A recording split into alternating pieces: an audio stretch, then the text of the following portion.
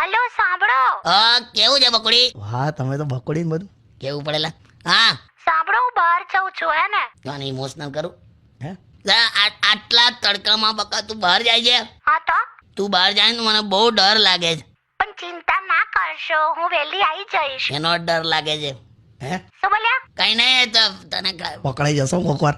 નાલા મને એવું થાય છે ઇમોશનલી બકા.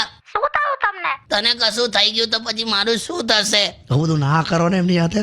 મજા આવશે જો તું. અરે સાંભળો, આવું બધું કેમ બોલો છો તમે? બસ જો.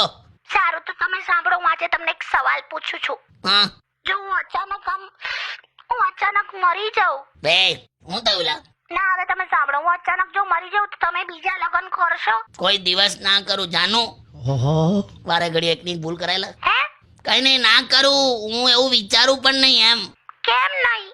તમારા સારા ખરાબ જે પળ હોય એ વહેંચવા માટે કોઈક તો જોઈએ ને. લા તો સિરિયસલી કે છે બધું. એટલે તું ગયા પછી પણ મારી આટલી બધી ચિંતા કરીશ બકુ?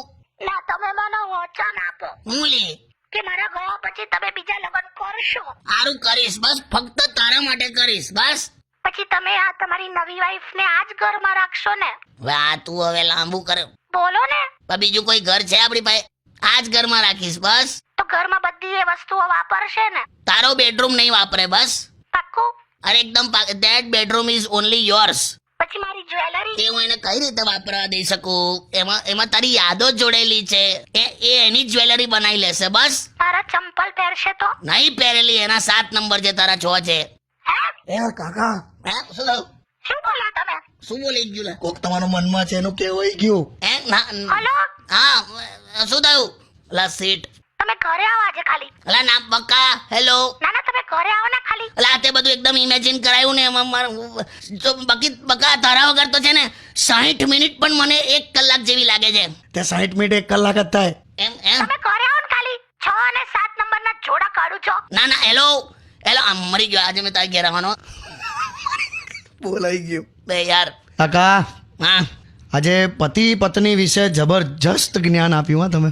હું તો ખાલી નિમિત્ત છું, બાકી પત્ની પીડિત સંગઠન વાળાને તું મળે ને આલા ખ્યાલ આવી ગયો યાર. કમ ચીડાય છે? બહુ તમે એમનો પક્ષ લીધો પણ. પક્ષ નહીં, તને જો એક મસ્ત એક સિચ્યુએશન આલું. હા એક માણસ લોટરીની ટિકિટ ખરીદતો હોય હા અને બીજો માણસ એની વાઈફ સાથે ઝઘડો કરતો હોય. હા. આ બેમાં શું ફરક? એક માણસ લોટરીની ટિકિટ ખરીદતો હોય ને બીજો માણસ એની વાઈફ સાથે ઝઘડો કરતો હોય, શું ફરક નહીં ખબર? જે પુરુષ લોટરીની ટિકિટ ખરીદે છે એને 1% પણ જીતવાની શક્યતા ખરી.